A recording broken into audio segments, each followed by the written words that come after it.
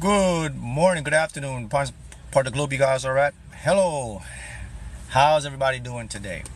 All right, so let's go into a question I have here, short and simple. Hey, Mark, can you enlighten and teach us more about how our minds operate? Okay, that's a great question to get into today.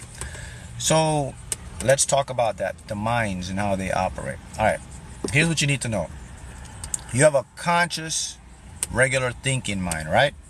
Then you have a subconscious, creative mind. Here's something you need to know. Whenever you want something in your life and you're desiring something, to manifest something, okay? Both of your minds have to form a friendship to make it happen. You need your conscious mind to be in alignment with your subconscious mind, so your subconscious mind now can go out and get what you want. Now let's talk about how this works. Here's what you do. Whenever you're creating or manifesting something, you got to use your conscious mind to dream up or create the idea, the desire, the vision, okay? Your imagination. That's what's stored in the conscious mind. Your imagination is stored in your conscious mind, okay? Now, when you get what you want and you put it in your conscious mind, then now you move it to your subconscious mind. All right? We got that. Next part about the mind is this. Whenever you're creating or manifesting what you want, you only use your conscious mind to see what you want. You can never ever use your conscious mind to figure out or get what you want. Here's why. The conscious mind is not designed to know how it's going to come into your life. Your conscious mind is only designed to observe what's happening now in your life. Your subconscious mind is designed to bring it to you the how in your life. And that's because of the different memories and storage of the minds. In the conscious mind, you have limited space of storage. In the subconscious mind, you have infinite amount of storage. Therefore, in your subconscious mind, it can find different avenues and different ways that your conscious mind can never ever perceive in the beginning. Now, I got to repeat this again because it's so important for people. Your conscious mind is only designed and built to observe and focus on what you want in the moment. Your conscious mind is not designed to figure out how to get what you want in the moment. This is where the struggle comes in, because we try to use our minds to try to figure out. So Mark, the question is, if the conscious mind is designed to only perceive what we want in the moment, then why does it constantly try to figure out how to get what we want in the moment? And the answer lies in the intelligence of the conscious mind. It's the intellect, and it also lies in the ego part of the mind. Because the conscious mind can perceive what's happening in the moment, it has knowledge, it has memory, so it has intelligence. And that creates the ego. Now the ego believes that because it has knowledge, intelligence, it can figure it out for you. So even your own mind doesn't know it can't figure it out for you. That's how stubborn the conscious mind is. See how that works? So the rule of thumb is this. Use your conscious mind, decide what you want, imagine it, visualize it, affirm it, affirmation it, see it, dream it, pass it along to the subconscious mind. Subconscious mind now creates it. So when you do this, you take out the equation of how it's going to come to you and when it's going to come to you. See how that works? You have to start to get into the creative subconscious. You have to start to learn how to master and change the reality through your subconscious mind. And how you change the reality through your subconscious mind is when you are repeating a process. The more you repeat something, it becomes a habit. When a habit is formed, it becomes a neural link. It becomes a pattern. It becomes a repetition. It becomes a reality. And the subconscious brings it through, and you get to experience it.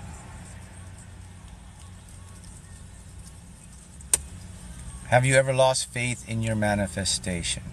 I have never lost faith, but I have doubts. It's okay to doubt, but faith is something that you just know will happen. And faith comes through understanding the creative process. See, guys, once you learn how this thing work on a fundamental level, it will increase your faith, because now you see, okay, it happens. And let me tell you, the first thing about your faith is this. You got to remember this. In your conscious mind, guys,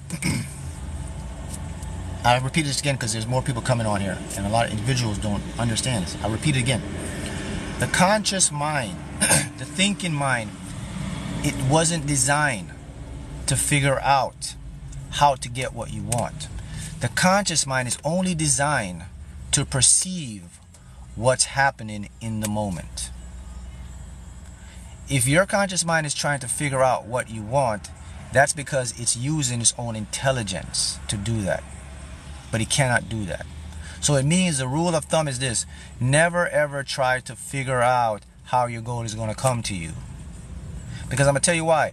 If you start to do that, your conscious mind is going to stumble you up, because it's going to give you false, inaccurate information, because it wasn't designed to do it. It's going to try to do it for you, and then you're going to get misinformation. You're going to get negative stuff that are not going to be true, and it's going to bring you down, and you're going to lose your focus. So stop doing it. All you have to do is desire what you want, stay in focus with it, act like it's going to happen, and then leave it to the subconscious. The subconscious will figure out how to bring it to you. That's the simple rule. Well, if it's so simple, why don't so many people do it?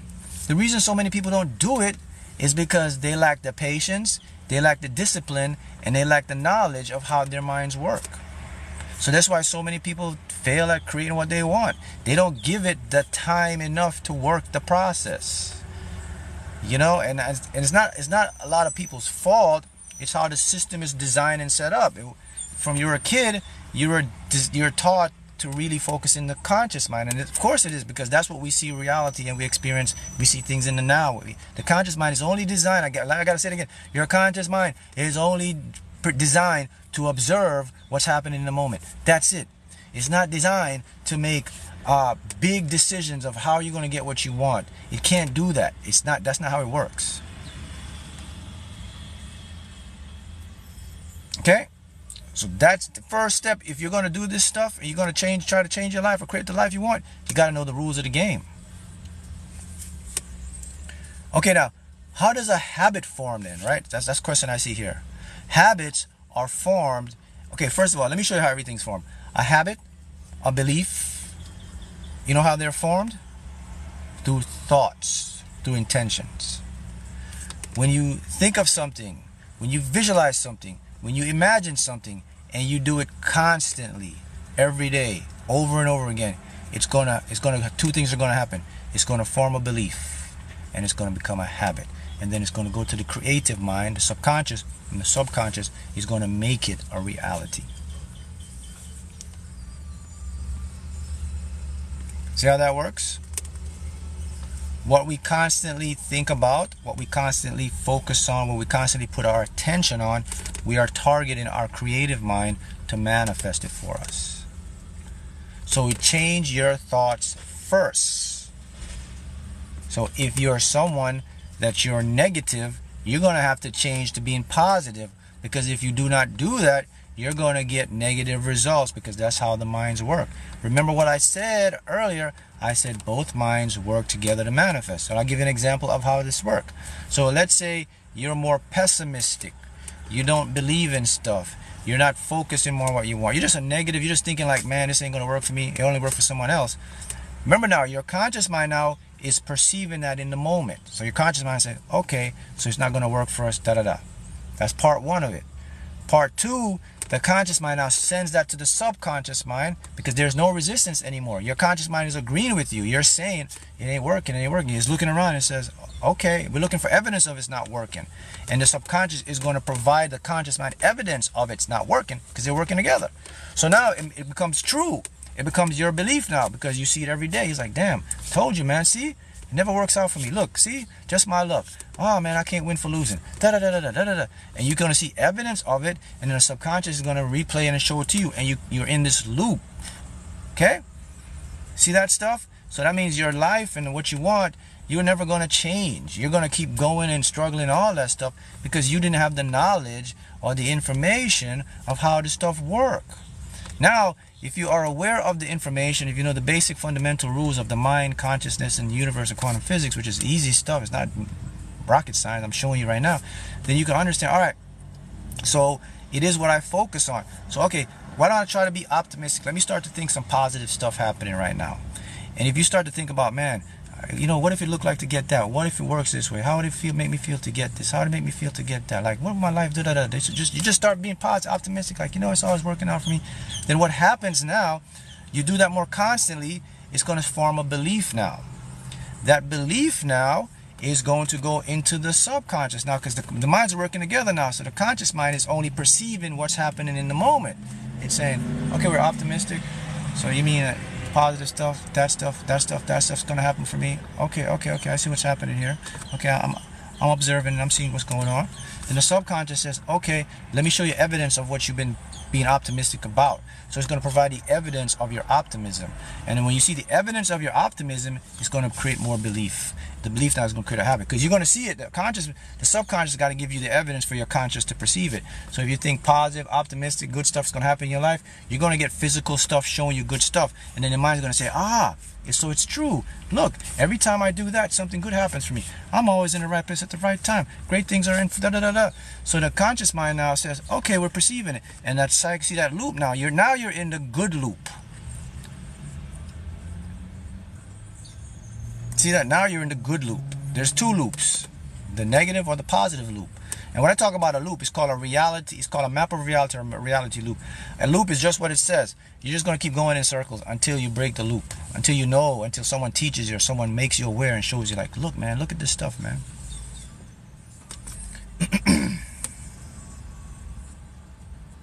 When your thoughts become reality, it's already aligned. That's what, okay, whenever something manifests for you, that's called alignment. Alignment is the final process of the manifestation process. When you get what you want in your life, you say, I'm aligned. Now, alignment comes on two levels now, okay? You have to be the spiritually, which is just a non-physical alignment, which is alignment in the quantum world. When you become aligned in the quantum world, then it will manifest in the physical world. So that's why I say alignment comes on two aspects. But the one you'll see or experience is the final product. But so how does it look to be aligned on the quantum level? When you're aligned on the quantum level is when you feel in peace and you have faith and you know that what you want will come to you. That's the alignment. You don't know how it's going to come, because remember, you don't need to know how, because now you know the law, right? So now you just know, I'm going to get what I want, and you're always at peace, you're always in a chill, you're always in a this what I call the flow state. That's called alignment. Okay? What happens after that now becomes the manifestation. That's now where you get the physical thing showing up in your life, in your world. And I must say again, guys, in order for you to practice this, you have to know the laws. Just like in any game, there's rules to the game. When you came here, no one gave you the book or the map of the rules of life game. So you're just playing a game randomly. And then you may see someone over there and they're just mastering the game. You say, damn, how this guy doing all that, getting what he wants? Because he had the rule book. See, he had the rule book. I'm giving you the rule book to this stuff. Okay? I'm interested in time travel. Well, you cannot travel. Time travel. Okay, in quantum mechanics, there is no rule about time. Okay, because here's the thing about time. Time isn't one direction. See, they taught you. See, you thought time was linear. Time can go backwards as far as everything. But here's the thing about how time works now. The only way that you can travel in time is if okay, let me make it simple for you. There cannot be a multiverse. A multiverse prohibits you from traveling in time. Why is that? Because in the multiverse, there are different dimensions and different existence of you doing whatever you want. In the past, in the future, it's all happening now. So that prohibits you physically from traveling into the past. However, You can travel to what you call the future or the present, meaning in this moment. And it's very simple to do. All you have to do, if you want to travel to what we call the future, you get in a little spaceship and then you go to the black hole. And in the black hole, there's a part of the black hole that's called the event horizon.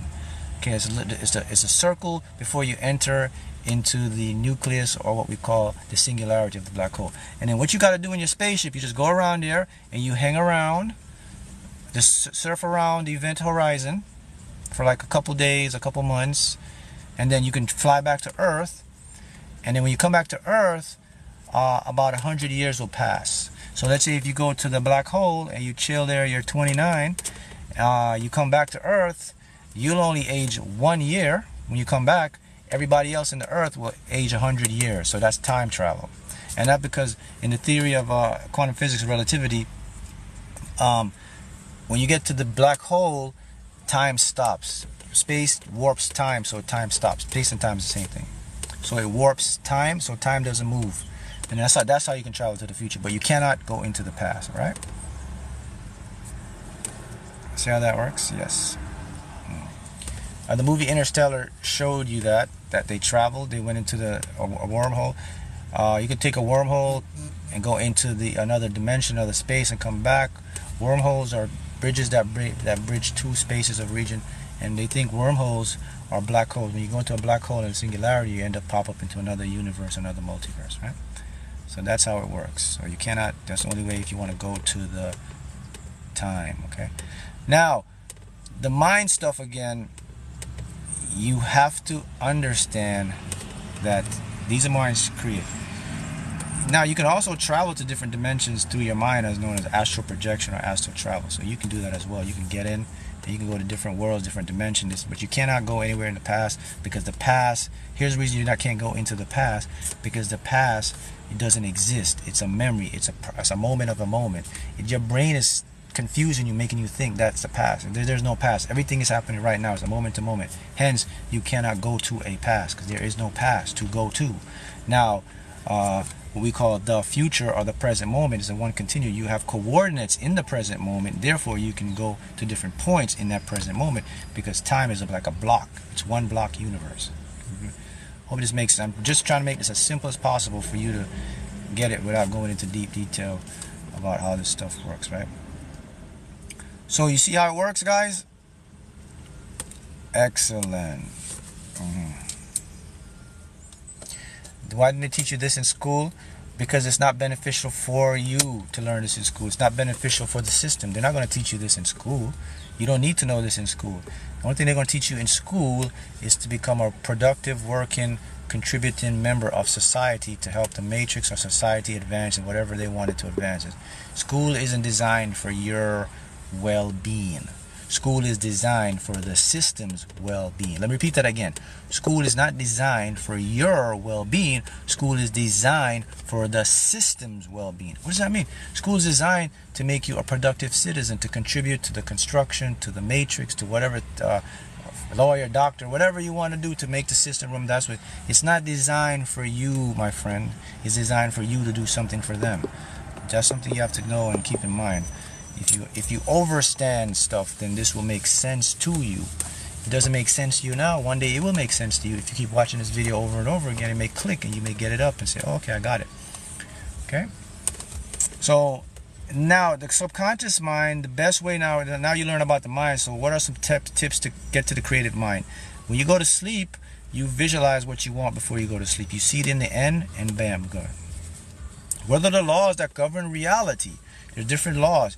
You have gravity, you got weak nuclear force, you got strong nuclear force, right? Those are the fundamental laws. Then you got the most important one is called the electromagnetic force of law. So it's electricity and magnet. Those are the four fundamental forces that govern our 3D reality. So again, those are rules. See, in every game they have rules, right? Those are the rules of the game. Gravity, weak nuclear, strong nuclear, and electromagnetic force. Now they're discovering they're now discovering another law called the fifth law. And this law now has to do with the quantum entanglement. Now they're seeing that there is a law, a non-physical law, and this is the law I know about. This is the law we all been using. It's called the spiritual etheric law. This is the law now where you can astral project, where you can remote view stuff, where you can have psychic abilities. Now they're starting to see another law because they're trying to figure out what makes the particles have charge, what powers these particles. So now they're seeing something is moving these particles that is totally, you can't detect it right now, it's so small. But I'm sure they'll discover more and more and more and more, and things of that nature. Alright, so there it is for today, guys. We'll see you again.